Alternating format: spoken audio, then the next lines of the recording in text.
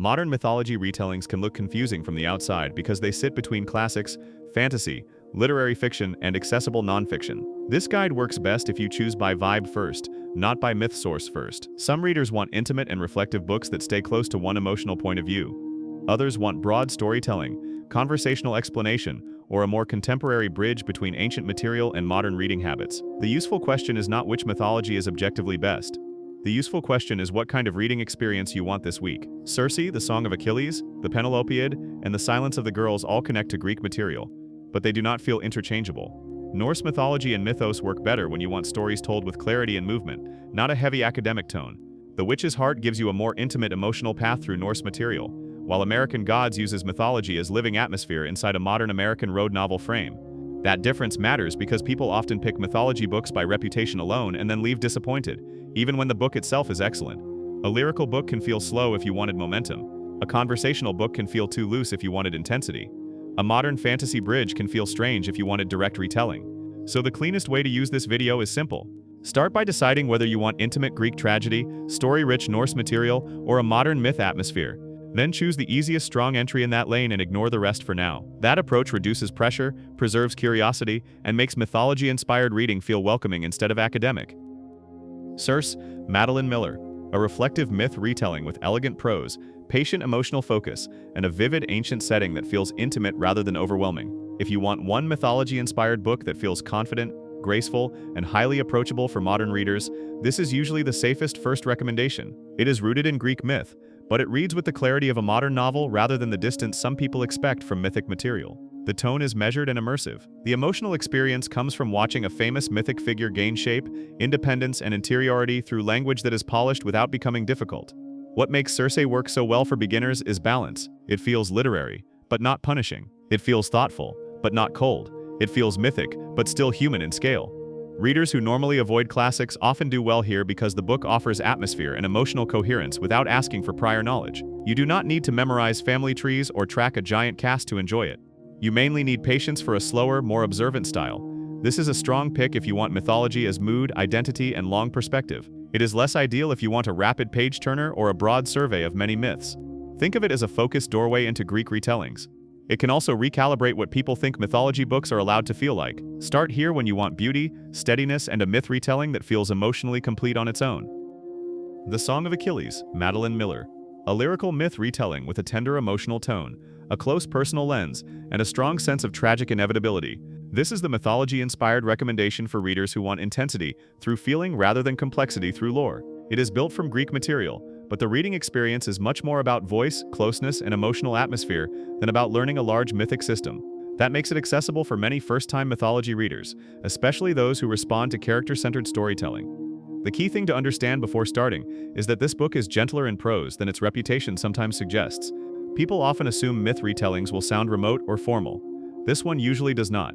It reads smoothly, and the emotional focus is clear from the first pages.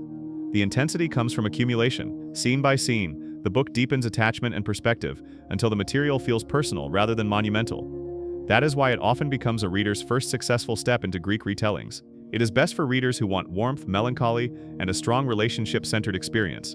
It is less suited to someone who wants a broad mythology sampler, a sharp political angle, or a more detached storytelling voice. Compared with Circe, this choice feels more emotionally immediate and more singular in focus. Choose it when you want mythology to feel intimate, moving, and easy to sink into, even if you rarely read retellings. The Penelopiad, Margaret Atwood. A concise, intelligent retelling with a sharp voice, classical roots, and a more openly interrogative modern perspective. This is the recommendation for readers who want mythology-inspired fiction to feel brisk, pointed, and interpretive, rather than lush or immersive. It works especially well for people who like the idea of myth retellings but do not want a long, atmosphere-heavy reading commitment. The book is short, clear, and direct, which makes it useful both as an entry point and as a palate cleanser between larger novels. What stands out here is not scale, it is angle. The book feels interested in voice, framing, and the space between inherited stories and modern scrutiny.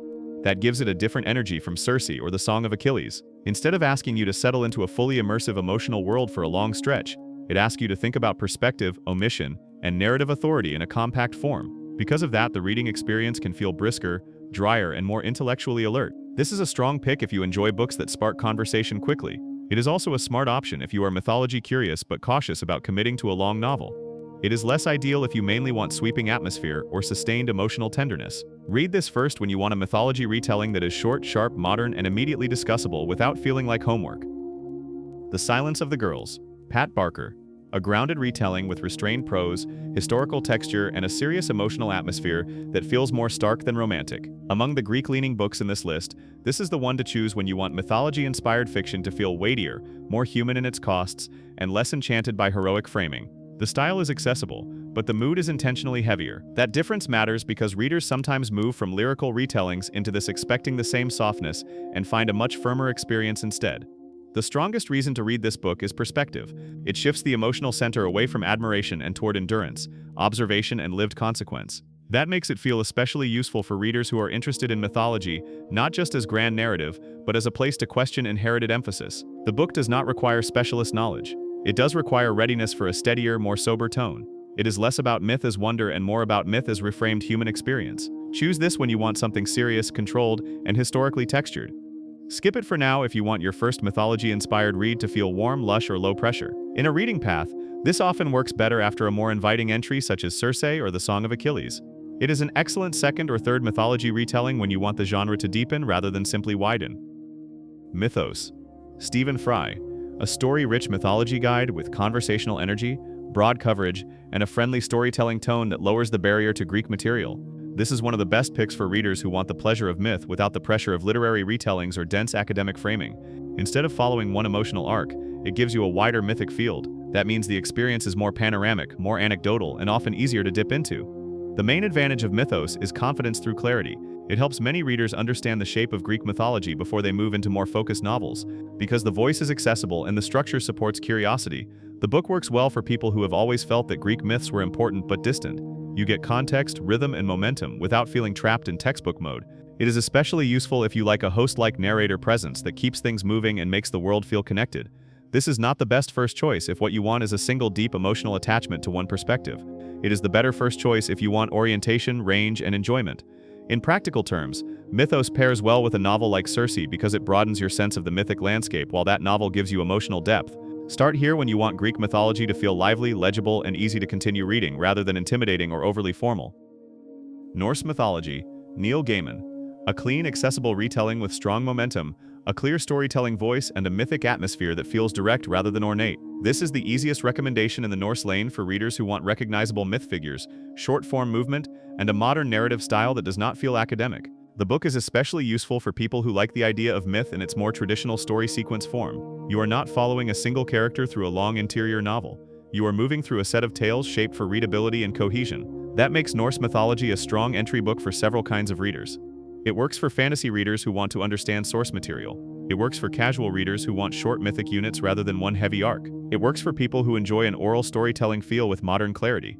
Compared with Mythos, it often feels leaner and a bit more elemental. Compared with The Witch's Heart, it is broader and less emotionally enclosed. Choose this first if you want speed, recognizability, and a myth collection that reads like someone skilled is telling you the stories cleanly. Put it later if you only care about deep emotional immersion in one viewpoint. It is one of the safest mythology-related recommendations on the whole list because it delivers clarity, atmosphere, and momentum with very little friction. The Witch's Heart, Genevieve Gornischek. A character-centered Norse retelling with a tender, intimate tone and a domestic emotional scale inside a mythic setting.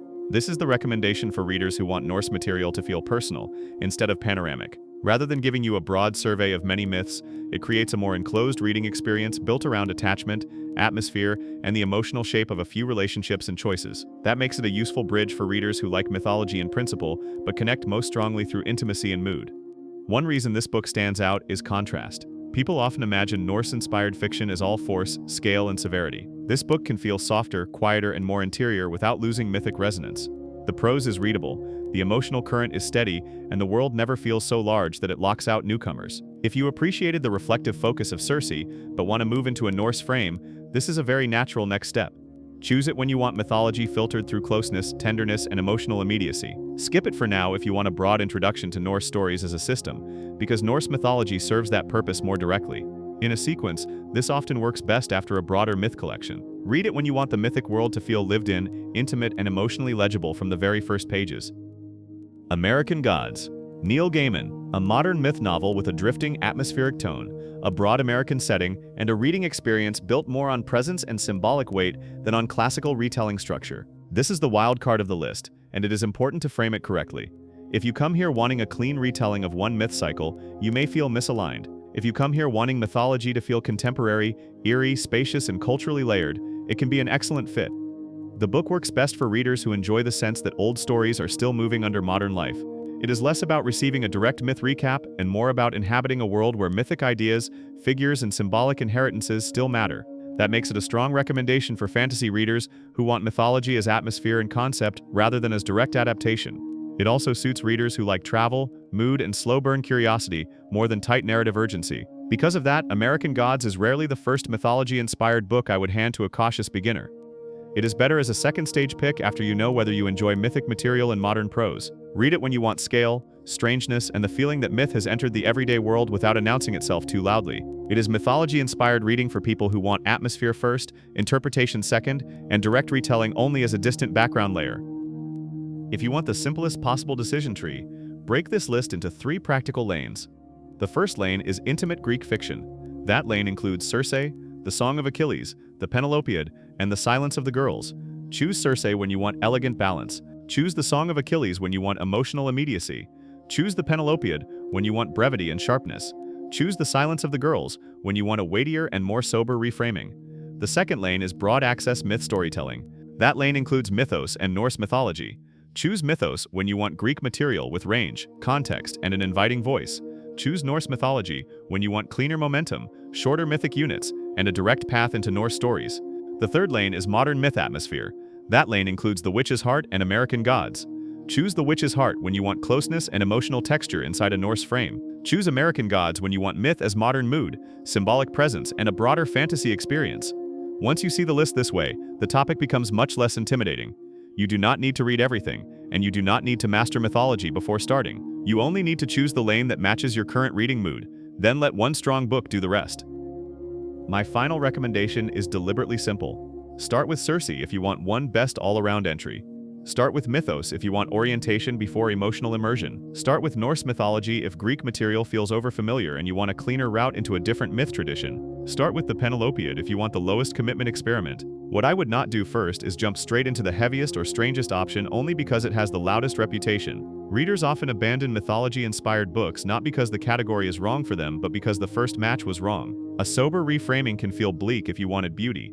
A modern myth atmosphere novel can feel diffuse if you wanted direct storytelling. A broad mythology guide can feel unsatisfying if you wanted a single emotional center. The good news is that this category is unusually flexible. You can move from Greek to Norse, from intimate to panoramic, and from direct retelling to contemporary myth without losing the thread that brought you here in the first place. So keep the standard low for your first choice. Pick the cleanest fit, finish that one, and only then decide whether you want more depth, more breadth, or a different mythic mood. That is the easiest way to build real momentum with mythology-inspired books and avoid turning curiosity into unnecessary confusion.